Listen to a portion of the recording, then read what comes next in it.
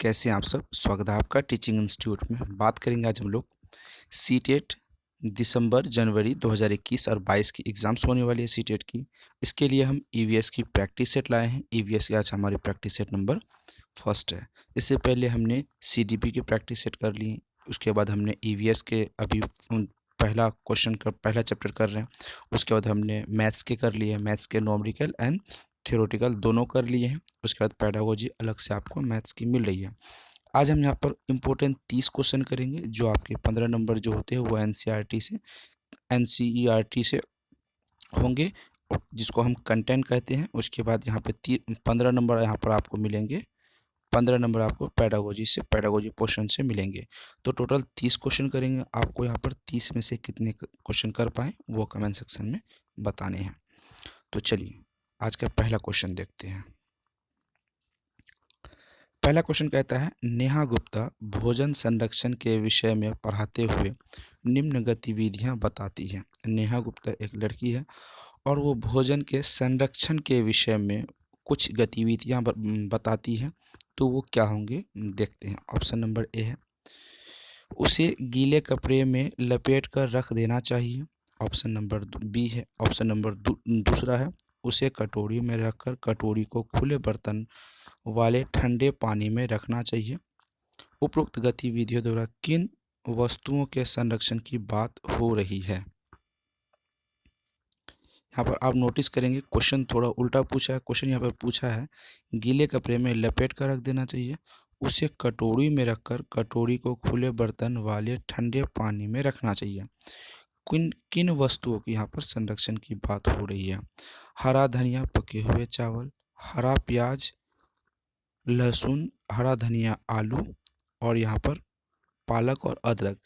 इनमें से कौन ऐसे सब्जियां हैं जिनको पके हुए भोजन, या फिर हरा धनिया है, हरा प्याज है, लहसुन है, हरा धनिया या आलू है, अदरक या पालक है। किन चीज़ों को हम क्या कर सकते हैं, कटोरी में रख सकते हैं और उसे खुले बर्तन में ठंडे पानी में भी रख सकते हैं। ऑप्शन आपके सामने, राइट आंसर आपको बताने हैं।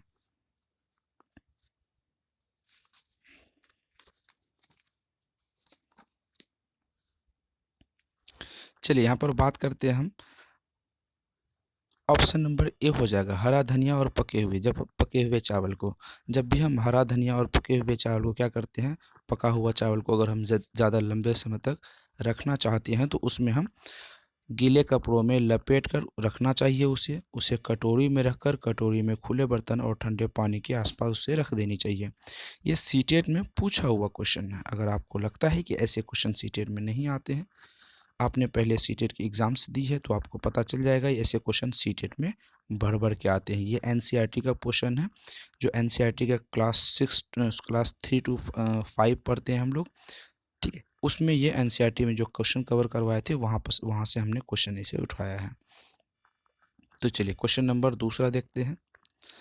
पक्षी एक ही वक्त में एक ही चीज़ देख पाते हैं, दो अलग अलग चीज़ देख पाते हैं, कई सारी चीज़ देख पाते हैं, एक ही चीज़ नहीं देख पाते। एक पक्षी है, वो एक ही समय में वो क्या करते हैं, वो ये भी एनसीईआरटी से क्वेश्चन से लिया गया, एनसीईआरटी बुक से लिया गया है, ठीक है। तो ऐसे क्वेश्चन सीटेट में बार बार आते हैं। 15 नंबर का जो कंटेंट होते हैं वो एनसीईआरटी से ही आते हैं, जो कि आपको क्लास 3 to 5 पढ़ने होते हैं। वो भी वीडियो आपको मिल जाएगी, मैंने पहले वीडियो बना दिया। अगर आप उसे देखना चाहेंगे तो चैनल के प्लेलिस्ट पड़ी हुई है, वहाँ पर जाके आप उसे देख सकते हैं, या फिर इस वीडियो के डिस्क्रिप्शन बॉक्स में मैं आपको लिंक दे दूंगा। चलिए पक्षी के संबंध में क्या सही है, यहाँ पर आपके ऑप्शन नंबर बी सही हो जाएंगे। दो अलग अलग चीज़ देख पाते हैं, पक्षी एक समय में दो अलग अलग चीज़ों को देख लेते हैं। चलिए क्वेश्चन नंबर तीसरा देखते हैं। गुड़, आंवला और हरी पत्तेदार सब्जियां कौन सी बीमारी दूर करने के लिए उपयोगी है। ये सीटेट में क्वेश्चन पूछा गया है। हम कहते हैं लगभग इसे 6 से 8 बार क्वेश्चन पूछा गया है सीटेट में। अब तक जो सीटेट हुई है बहुत बार इसे पूछा गया है। हरा, यहाँ पर पूछा गया क्वेश्चन में, गुड़, आंवला और हरी पत्तेदार सब्जियां एनीमिया, स्कर्वी, मलेरिया, टाइफाइड कौन सी बीमारियों को बचाने के लिए ऐसी चीज़ों को खाने चाहिए। यहाँ पर आपके ऑप्शन सामने हैं। अगर आपने नोट्स मेरा लिया होगा, अगर आपने नोट्स मेरे लेके पढ़े होंगे तो वहाँ पर आपको ऐसे क्वेश्चनों का भंडार मिल जाएगा। सीटेट में ईवीएस के क्षेत्र में जितने भी क्वेश्चन आपको पूछे जाएंगे 30 में से 30 आप नोट्स लेके कवर कर सकते हैं, ये विथ माई गारंटी। आप पहले नोट्स लें, उसके बाद नोट्स पढ़ें, और उसके बाद आप सीटेट की प्रीवियस ईयर की क्वेश्चन को क्लियर करें, तभी आपको पता चलेगा कितनी बेस्ट ज़बरदस्त हमने नोट्स आपके लिए तैयार किए हैं। चलिए, स्कर्वी तो बिल्कुल नहीं होगा, मलेरिया तो बिल्कुल नहीं होगा, टाइफाइड तो बिल्कुल भी नहीं होगा, एनीमिया खून की कमी, किसकी कमी? खून की कमी की दूर करने के लिए, खून की कमी को दूर करने के लिए हम गुड़ खाते हैं, आंवला खाते हैं और हरी पत्तेदार सब्जियां खाते हैं। वो एनीमिया जिसको होती है उसे खून की कमी हो जाती है। ठीक है, आगे क्वेश्चन देखते हैं। निम्न में से कौन सा एक वृक्ष का उदाहरण नहीं है? कौन ऐसा है जो वृक्ष यहाँ पर नहीं है? शहतूत, अमरूद, अशोक, केला। ये क्या है एक जो वृक्ष का उदाहरण नहीं है, ये आपको बताने हैं। चलिए, इसका राइट आंसर बताइए।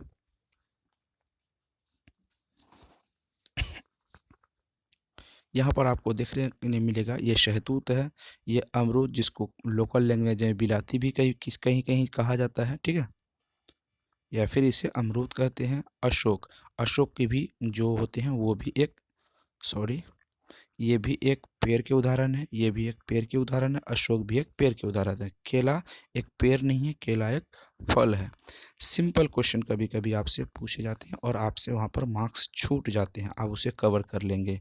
आप प्रैक्टिस सेट तो रेगुलर करते रहें, तभी तो आपको पता चलेगा आप कितने बेहतर तरीके से आपकी तैयारी हो रही है।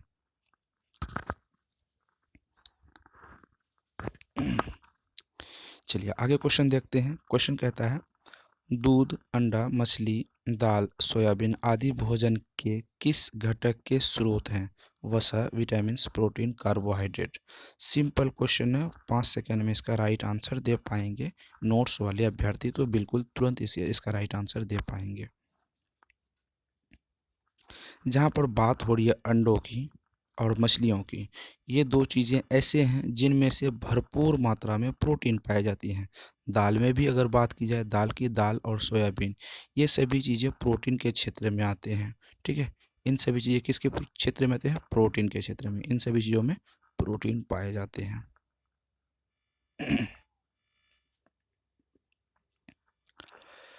पक्षियों के लिए पंखों का क्या महत्व है? एक पक्षी है, उनके पास जो पंखे होते हैं उसकी क्या वैल्यूज़ है, क्या महत्व है?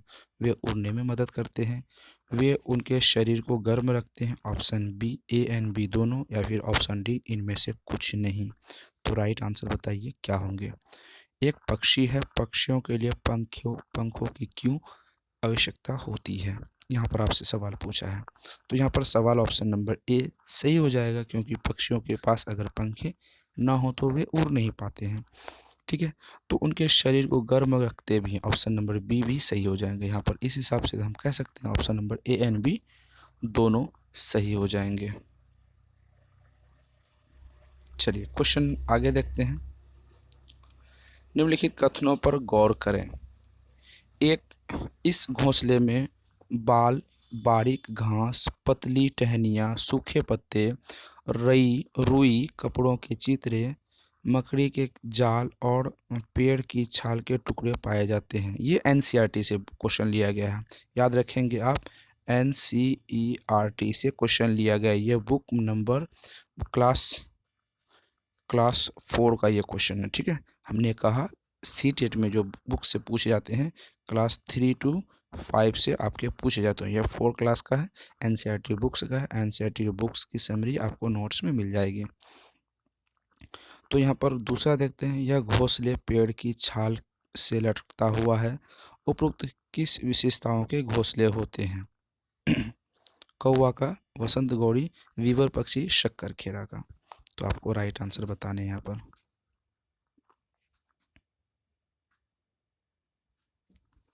चलिए, ये शक्कर खेरा का, जिसको हम गोरैया भी, सॉरी गोरैया नहीं बोलते, इसको शक्कर खेरा बोलते हैं। ठीक है, शक्कर खेरा अलग होते हैं। जो इनकी विशेषता होती है, यहाँ पर आप देख रहे होंगे, यह घोंसले जो बनाते हैं लटकती हुई छाल पर बनाते हैं, ठीक है। और इनके घोंसले में कितनी चीज़ें मिलती है यहाँ पर आप देख सकते हैं। चलिए क्वेश्चन नंबर 8 देखते हैं। मेढक किस के द्वारा सांस लेते हैं? त्वचा से, फेफड़े के द्वारा या इन दोनों से?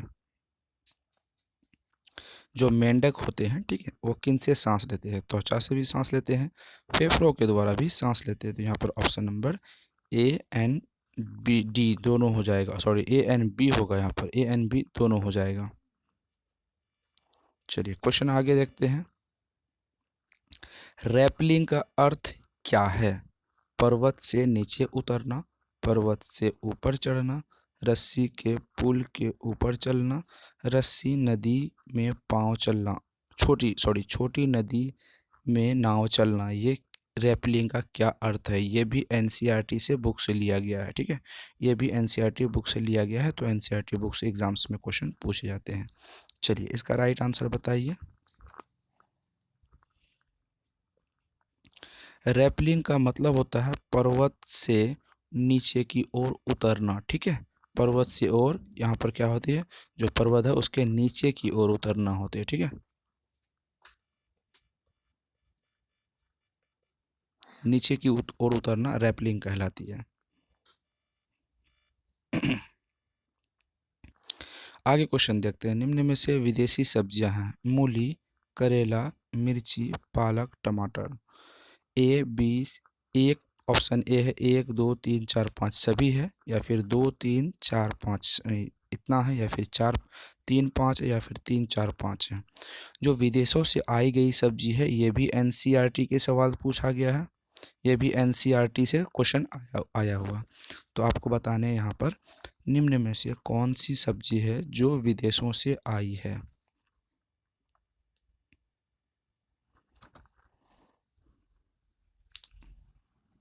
अगर हम विदेशों से सब्जी की बात करें तो ये मिर्ची आई है, और आपके मटर, ये दोनों कहाँ से आए हैं? मिर्ची से आए, मिर्च विदेश से आए। तो ऑप्शन नंबर 3 और 5, option number C right answer हो जाएगा।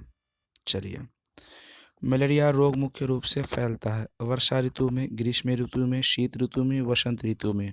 मलेरिया की अगर हम यहाँ पर बात करें तो मलेरिया मादा एनोफिलिस मच्छर के काटने से फैलती है। पहले के ज़माने की बात करें, जब इसकी कोई दवाई नहीं बनी थी, तो सिनकोना पेड़ की छाल से इसकी बीमारियों की इलाज होती थी, या फिर सिनकोना पेड़ की छाल से इनकी इलाज होती थी, या फिर इनमें इनमें जो बुखार आती थी मलेरिया में, ये एक जानलेवा बीमारी है, ठीक है। मलेरिया एक जानलेवा बीमारी है। इनमें से दल की बहुत ज़्यादा कपकपी के साथ बुखार आती है, और शरीर के बहुत सारे जो ब्लड होते हैं वे सोख लेते हैं मलेरिया में। अगर यहाँ पर बात करें, इनको जो मलेरिया की जो खोज की थी वे किसने की थी, ये आपको बताने हैं कमेंट सेक्शन में, क्योंकि हमने आपको ईवीएस के जो क्वेश्चन पढ़ाए थे वहाँ पर हमने आपको बता दिया था, ठीक है। ये इम्पोर्टेंट जानकारी आपको याद रखनी चाहिए। तो कौन से रेशो मलेरिया के एक मच्छर है, मच्छर के, ठीक है, मलेरिया क्या है? मच्छर है। तो कौन सा मच्छर है? मादा एनोफिलिस मच्छर के नाम से उसे हम जानते हैं। तो इसकी बात करें तो ये कब फैलती है? वर्षा ऋतु में, क्योंकि वर्षा ऋतु में गड्ढे होते हैं, नाले होते हैं, हमारे आसपास तालाब जो होते हैं वे प्रदूषण से भर जाते हैं, तो उनमें से मच्छर पैदा होते हैं। मच्छर पैदा होने से वहाँ पर मादा एनोफिलिस मच्छर बहुत तेज़ी से बढ़ते हैं, जिनके कारण मलेरिया की केसेस बढ़ जाते हैं, ठीक है। इनके बचाव की अगर बात करें मलेरिया की, तो आसपास गड्ढों में मिट्टी का तेल यानी किरासन का तेल का छिड़काव करेंगे, या फिर ऐसी जगहों पे तालाब के आसपास अगर आपके घर है तो उस नदी में छोटे मछली का बच्चा को डाल देंगे, ताकि मलेरिया का मच्छर, जो कोई भी मच्छर होते हैं, उन मच्छरों का जो फेवरेट भोजन होती है मछली का, मच्छरों का जो अंडा देते हैं, मच्छर जो अंडे वे पानी में देते हैं, पानी के नदी के किनारे, और उन अंडों का जो फेवरेट भोजन करते हैं वे मछली करते हैं, ठीक है। तो मछली उन्हें डालकर मलेरिया से भी बच सकते हैं, और मछली भी हम खा सकते हैं, ठीक है। चलिए, निम्न में से कौन सा कथन असत्य है? यानी 3 सही 1 गलत, ठीक है, नेगेटिव सेंस में है। पश्मीना बकरियां जितनी ठंडी और ऊंचाई जगह पर रहेगी उनके बाल उतने ही ज़्यादा नरम होंगे। लद्दाख एक ठंडा रेगिस्तान है। रेबो ऊंट के बालों से बनता है। उपरोक्त सही। यहाँ पर एक सही होंगे, ठीक है। यहाँ पर क्या होंगे, एक सही होंगे, एक गलत होंगे। तो इस हिसाब से ऑप्शन नंबर डी को आप छाड़ दें। यहाँ पर आपके पास बचता है ऑप्शन ए, बी एंड सी। इन सभी को राइट आंसर। अब बताइए क्या राइट आंसर होंगे।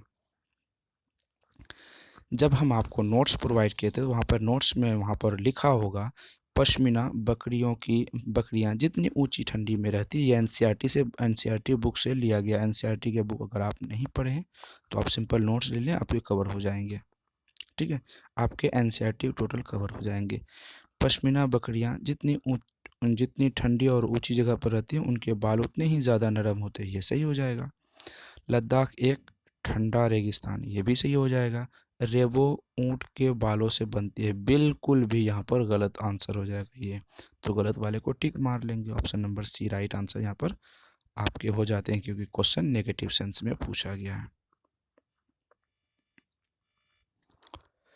महात्मा गांधी ने दांडी यात्रा कब शुरू की थी? 1920, 1925, 1931, 1935 में दांडी यात्रा कब शुरू की थी? और आपको यहाँ से पे बताना है कमेंट सेक्शन में महात्मा गांधी ने दांडी यात्रा कहाँ से शुरू की थी। ये भी एनसीईआरटी के क्वेश्चन से लिया गया है।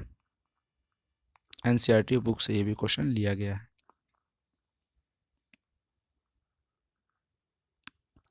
दांडी यात्रा की बात करें तो 1913 से की गई थी, 1930 में से।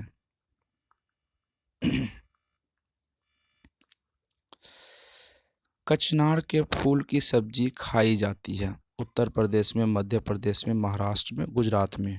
नोट्स वाले स्टूडेंट कितने सेकंड में इसका राइट आंसर देंगे? नोट्स वाले स्टूडेंट इसके 5 सेकंड में इसका राइट आंसर दे पाएंगे। कचनार के फूल की सब्जी कहाँ खाई जाती है? जल्दी इसका राइट आंसर बताएंगे।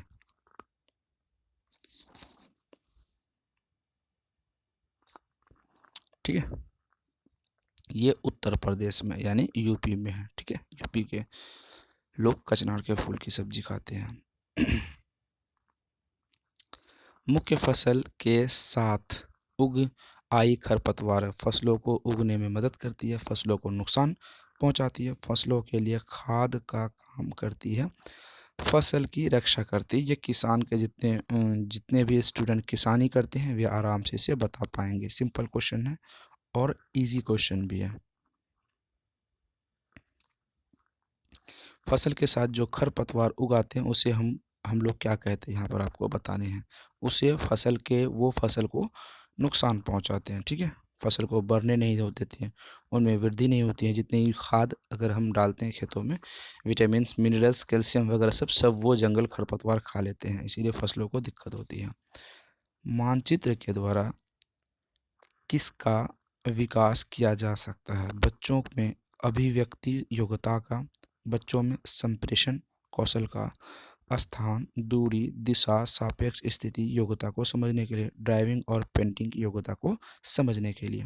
सिंपल क्वेश्चन है, सिंपल क्वेश्चन। 5 सेकंड में राइट आंसर दे पाएंगे। ऐसे अभ्यर्थी इन क्वेश्चनों को आंसर सही से नहीं दे पाएंगे जो कि आप रेगुलर क्लास नहीं करते हैं, सीटेट या फिर किसी भी टीचिंग एग्जाम्स की। ऐसे क्वेश्चन तो इजी वे में आप दे पाएंगे। मानचित्र का जो होता है अभिव्यक्ति से, पर्सनैलिटी से कोई संबंध नहीं है। संप्रेषण जो भाषा कौशल, हम भाषा कौशल नहीं सीख रहे हैं, ठीक है। भाषा को बिल्कुल भी नहीं सीख रहे, तो संप्रेषण की यहाँ पर बात ही नहीं होगी। मानचित्र विकास करती है स्थान की, दूरी की, दिशाओं की, सापेक्ष योग्यता की। ऑप्शन नंबर सी यहाँ पर राइट आंसर हो पाएंगे आपके। चलिए क्वेश्चन नंबर 17 देखते हैं। बच्चों के आकलन में निम्न में से क्या शामिल नहीं है? जो बच्चों के आकलन होते हैं उनमें से क्या शामिल यहाँ पर नहीं होना चाहिए? सतत एवं संरचनात्मक आकलन, अर्धवार्षिक परीक्षा, बच्चों की योग्यता एवं कमजोरियों के विषय में अभिभावक से चर्चा करना, बच्चों के कार्य से संबंधित गुणात्मक उल्लेख करना। तो चलिए इसका राइट आंसर बताइए, क्या होगा राइट आंसर आपके?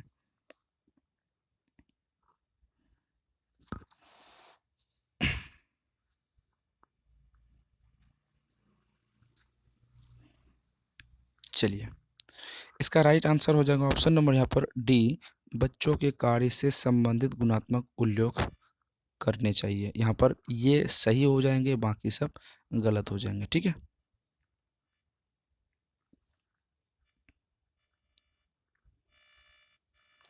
क्वेश्चन नंबर 18 देखेंगे। अगर कोई विद्यार्थी समय पर अपना दत्त कार्य नहीं करता है तब शिक्षक को क्या करना चाहिए। अगर कोई विद्यार्थी है जो अपना समय पर दत्त कार्य नहीं करता तो एक शिक्षक होने के नाते आप क्या करेंगे। यहाँ पर यह बात कही गई है।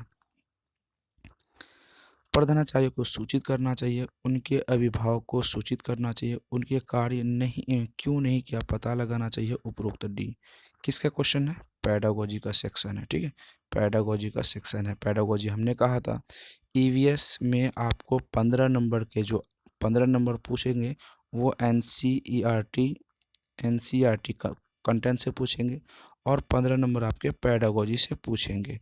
तो एन ईवीएस एक ऐसा इकलौता सब्जेक्ट है सीटेट में जिसमें से आप 30 में से 30 ला सकते हैं। कारण कि 15 नंबर जो आपके पूछेंगे वो एनसीईआरटी से बुक से, तो वो हम आपको नोट्स प्रोवाइड करते हैं। नोट्स में आपको पूरी कंटेंट मिल जाती है। ठीक है, अगर बात करें पैडागोजी तो पैडागोजी 15 नंबर के पूछ लेते हैं, वो भी बेस्ट है। वो सिर्फ 2 से 3 वीडियो कंटिन्यू अगर हमारी देखेंगे आप, टैग वाली वीडियो, टैग एंड ट्रिक वाली वीडियो, तो आप आराम से आसानी से इसका राइट आंसर बता पाएंगे। जैसे कि इस क्वेश्चन को हम कवर करेंगे अभी। अगर कोई विद्यार्थी समय पर अपना दत्त कार्य नहीं करता तो आप शिक्षक होने के नाते क्या करेंगे। प्रधानाचार्य को सूचित करेंगे। क्या करेंगे यहाँ पर, प्रधानाचार्य को सूचित करेंगे। चलिए, क्या आपके विद्यार्थी आपके कार्य को, प्रोजेक्ट वर्क को ठीक से नहीं कर पाते हैं तो आप अपने क्या करेंगे, प्रिंसिपल को सूचित करेंगे। क्या प्रिंसिपल को सूचित करने से वो विद्यार्थी कर पाएंगे, बिल्कुल भी नहीं, ये गलत है। ये क्या होगा, ये नेगेटिव टैग वर्ड आ जाएगी। अभिभावक को सूचित करेंगे, क्या ये भी नेगेटिव हो जाएगा। आपको क्या करना है, आप ना तो अभिभावक को सूचित कर सकते, यानी उनके माता पिता को आप नहीं बता सकते, क्या फ़ायदा होगी बता के, क्या बच्चे के कार्य पूरा हो पाएंगे, बिल्कुल भी नहीं। प्रधानाचार्य से कहेंगे तो वो भी नहीं हो पाएगा। आप उसके कारणों का, आप उससे कार्य क्यों नहीं किया यह पता लगाना है। आपको क्या करना है, आप एक हेल्पर हैं, आप एक टीचर हैं, आप एक गाइडर हैं, आप बेस्ट फ्रेंड हैं, आप उनके सहायक करता हैं, आप सुगम करता है। शिक्षक की इतनी परिभाषाएं होती है। आप उसके कारणों को पता लगाएंगे, तब उनके कारणों को पता लगा के उनकी परेशानियों को दूर करेंगे। यही आपको करना। ऑप्शन नंबर सी यहाँ पर राइट आंसर हो जाते हैं। ठीक है, ऐसे हम पेडागोजी को कवर करते हैं। चलिए, क्षेत्र भ्रमण का मुख्य उद्देश्य होता है प्रकृति के प्रति सम्मान विकसित करना, कक्ष अधिगम को वास्तविक जीवन परिस्थितियों के साथ जोड़ना, प्रकृति का मजा लेना, पर्यावरण संरक्षण के लिए कौशल का विकास करना। जब आप क्षेत्र भ्रमण करते हैं, विजिट करते हैं, अपने एरियाज घूमते हैं, तो उनका एक उद्देश्य क्या होता है, ये आपसे यहाँ पर सवाल पूछा गया। तो इसका राइट आंसर आप बताइए, आपके हिसाब से राइट आंसर क्या हो जाते हैं।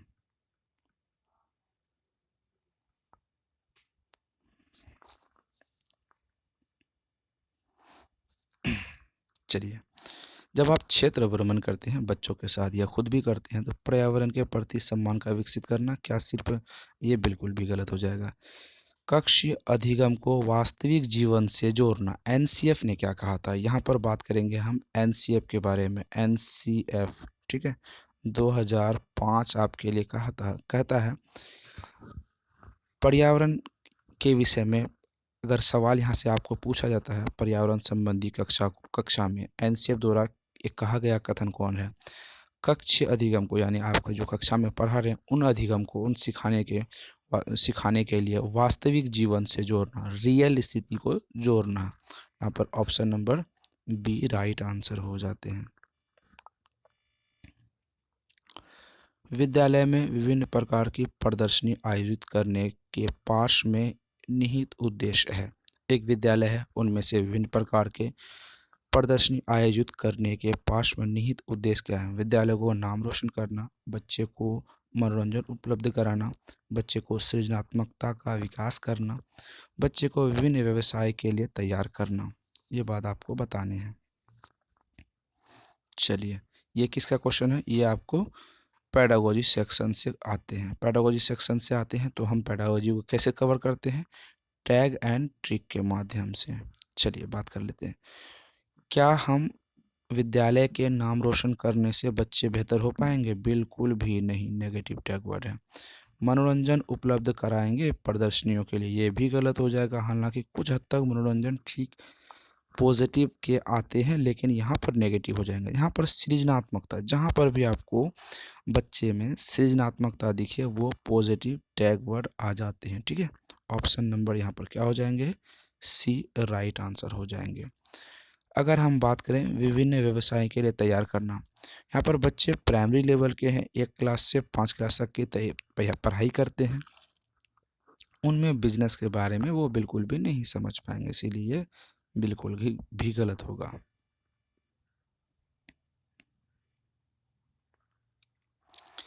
पर्यावरण शिक्षण हेतु निम्न में से कौन सी विधि उचित नहीं है? यानी 3 विधि सही हो गई, 1 गलत हो जाएगी। ठीक है, व्याख्यान, समस्या समाधान, खोज, सहयोगात्मक।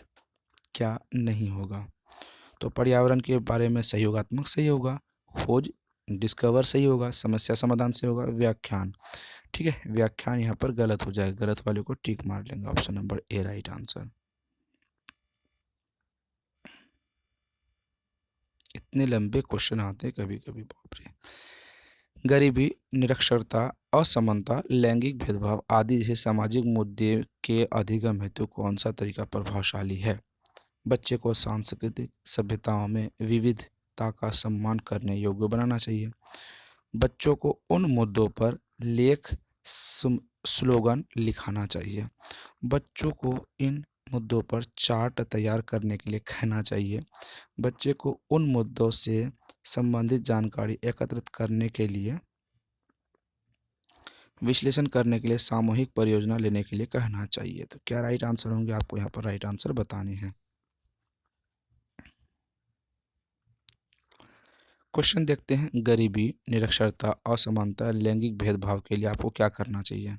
सबसे पहले सांस्कृतिक अभ्यासों का विविधता सम्मान करने की, यहाँ पर संस्कृति की बिल्कुल भी बात नहीं होगी, यहाँ पर गरीबी और निरक्षरता की बात की गई है। स्लोगन या लेख लिखाने से बच्चे में बिल्कुल भी ज्ञान नहीं आ सकती। चार्ट तैयार करने से बच्चे में ज्ञान नहीं आ सकती। ऑप्शन नंबर यहाँ पर डी राइट आंसर हो जाते हैं। पर्यावरण अध्ययन की एक अच्छी पाठ्यचर्या को बच्चे के प्रति सही होना चाहिए, जीवन के प्रति सही होना चाहिए, विषयों के प्रति सही होना चाहिए। उपरोक्त डी क्या राइट आंसर होंगे बताने हैं आपको। यहाँ पर पर्यावरण अध्ययन एक अच्छी पाठ्यचर्या है, बच्चों के प्रति सही होना चाहिए, ये भी तो सही हो सकता है, होगा। जीवन के प्रति सही होना चाहिए, ये भी सही होगा। विषय के प्रति सही होना चाहिए, भी सही होगा। तो option number A B C तीनों सही, तो option number D right answer हो जाएंगे। पर्यावरण अध्ययन के सक्रिय अधिगम के अनिवार्य तत्व कौन से हैं? प्रश्न पूछना, जांच पड़ताल करना, प्रयोगशाला, प्रयोगशीलता। उपरोक्त डी क्या राइट आंसर होंगे आपको बताने हैं। यहाँ पर प्रश्न पूछना 100% सही होंगे, जांच पड़ताल करना ये भी सही होंगे, प्रयोगशाला करना ये भी सही होंगे। तो ऑप्शन नंबर डी यहाँ पर राइट आंसर हो जाते हैं।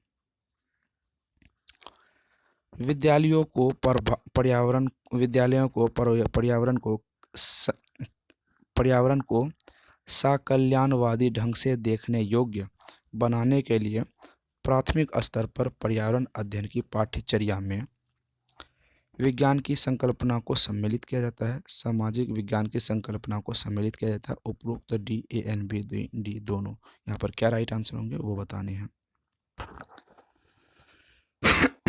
सॉरी, यहाँ पर विज्ञान को सम्मिलित किया जाता है, सामाजिक विज्ञान की संकल्पना को सम्मिलित किया जाता है। यहाँ पर ऑप्शन नंबर सी हो जाएगा, ए एन बी सी दोनों हो जाएंगे। ठीक है, ए एन बी दोनों। पर्यावरण अध्ययन में रोल प्ले आयोजित करने से अधिगम की प्रक्रिया एक तरसता टूटती है। अधिगम की प्रक्रिया विद्यार्थियों की सक्रियता बढ़ाती है।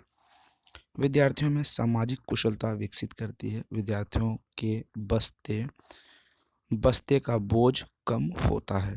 पर्यावरण अध्ययन में रोल प्ले का क्या रोल है, यहाँ पर आपको बताने हैं। यहाँ पर right answer option number B हो जाएगा। अधिगम की प्रक्रिया में विद्यार्थियों की सक्रियता बढ़ाती है। Option number B right answer हो जाएंगे।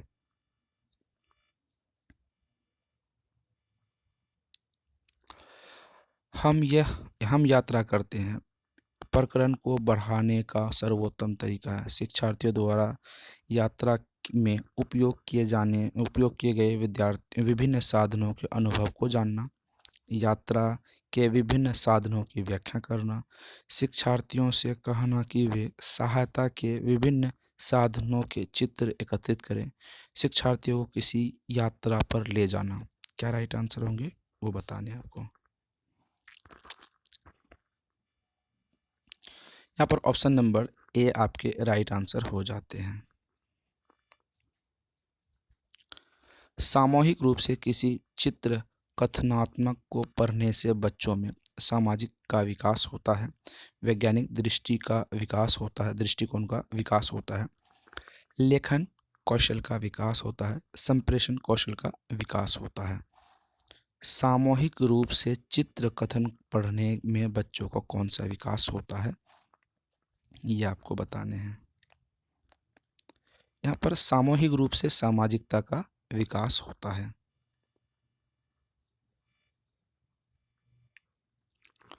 चलिए क्वेश्चन नंबर 29 की बात करते हैं। प्राथमिक स्तर पर पर्यावरण अध्ययन के कक्ष अधिगम को वास्तविक जीवन की परिस्थितियों के साथ जोड़ा जा सकता है। एनसीएफ 2005 भी यही कहती है।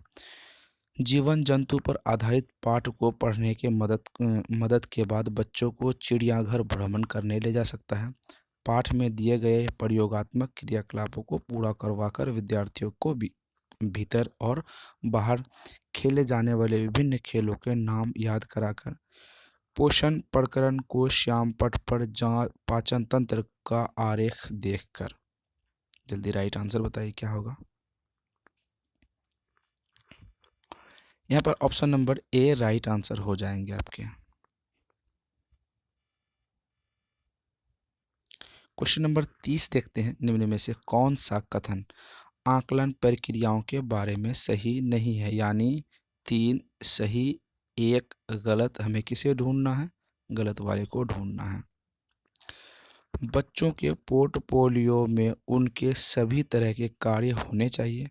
बच्चों को निजी वितरण और व्यक्तिगत पृष्ठ पोषण देना चाहिए। सीखने के संकेतों और उप संकेतों की सूची बताना, रिपोर्टिंग को अधिक विस्तृत बताना है। ठीक, इच्छा और बहुत अच्छा जैसी टिप्पणियों बच्चे को सीखने के बारे में समझ प्रदान करती है। चलिए राइट आंसर बताइए क्या राइट आंसर होंगे आपके। कौन सा कथन आकलन प्रक्रिया के बारे में सही नहीं है, तो हम पहले 3 को सही है होगा तो 3 को देख लेते हैं। 3 आपके सही हो जाएंगे। बच्चों के पोर्टफोलियो में उनके सभी तरह के कार्य होते हैं। ऑप्शन ए सही। बच्चों को निजी वितरण और व्यक्तित्व पृष्ठ पोषण होता है, ये भी सही। सीखने के संकेतों और उप संकेतों की सूची बताना, रिपोर्टिंग को अधिकृत विस्तृत बताना, ये भी सही। तो आपके ए बी सही, तो ये डी गलत होंगे। डी वाले को टिक मार के सही कर लेंगे हम, नेगेटिव सेंस में क्वेश्चन था। तो आज हमने कितने क्वेश्चन किए ईवीएस के हमने 30 क्वेश्चन किए। 30 में से आपको बताने हैं कितने क्वेश्चन लाए आप। मिनिमम आपको 25 लाने होंगे, क्योंकि यहाँ पर हमने पेडागोजी बेहतर तरीके से डिस्कस किया और हमने कंटेंट डिस्कस बेहतर तरीके से किया। आपको कमेंट सेक्शन में बताने हैं, या फिर मैं अभी लास्ट में एक नंबर बताऊंगा, उस नंबर पे आप व्हाट्सएप पे जुड़ेंगे या फिर टेलीग्राम पे जुड़ लेंगे। इस वीडियो के डिस्क्रिप्शन बॉक्स में टेलीग्राम का लिंक मिलेगा, वहाँ पर जुड़ के आप अपने क्वेश्चन का सीरीज़ का ईवीएस या फिर सीडीपी जो भी तैयारी करते हैं, आप वहाँ पर अपना मार्क्स बता सकते हैं। तो ईवीएस में टोटल 30 क्वेश्चन पूछे जाते हैं। 30 में से आपको 15 क्वेश्चन आते हैं एनसीईआरटी से, ठीक है। एनसीईआरटी से आपके क्वेश्चन आते हैं जो क्लास 3 से 5, 3 to 5 तक आते हैं, और 15 नंबर आपके पैडागोजी सेक्शन से क्वेश्चन पूछे जाते हैं। पैडागोजी सेक्शन से पूछे जाते हैं तो पैडागोजी भी टैग एंट्री के माध्यम से हम कवर करते हैं, और ईवीएस हम 30 में से 30 लाने की टारगेट रखते हैं। आपको मिनिमम 25 लाने होंगे। ये कंटेंट वाइज वीडियो जो आपको होती है एनसीईआरटी की, पूरी एनसीईआरटी की बुक आपको ढूंढने में दिक्कत होती है, मुश्किल होती है, परेशानियाँ होती है जो आपको नहीं भी मिलती कभी कभी, तो आप क्या कर लेंगे, नोट्स ले लेंगे। नोट्स के लिए मैं आपको नंबर बता दूं, 7634993536 नंबर पर आप व्हाट्सएप करके कंप्लीट नोट्स ले सकते हैं। वहाँ पर आपको सभी सब्जेक्ट की 130+ मार्क्स के लिए आपके नए नोट्स तैयार किए गए हैं, उनको 100% सफलता की गारंटी के साथ आप नोट्स ले लें। आप टीचिंग इंस्टीट्यूट को सब्सक्राइब कर लें, वीडियो को लाइक एंड शेयर जरूर करें, बेल आइकन को प्रेस करें। कंप्लीट नोट्स के लिए नंबर मैंने आपको बता दिया, नंबर पर आप व्हाट्सएप जरूर करें। तो फिर मिलते हैं अगले वीडियो में। अब हिंदी की क्लास करेंगे, उसके बाद मैथ्स की क्लास करेंगे हम लोग। तब तक के लिए थैंक यू।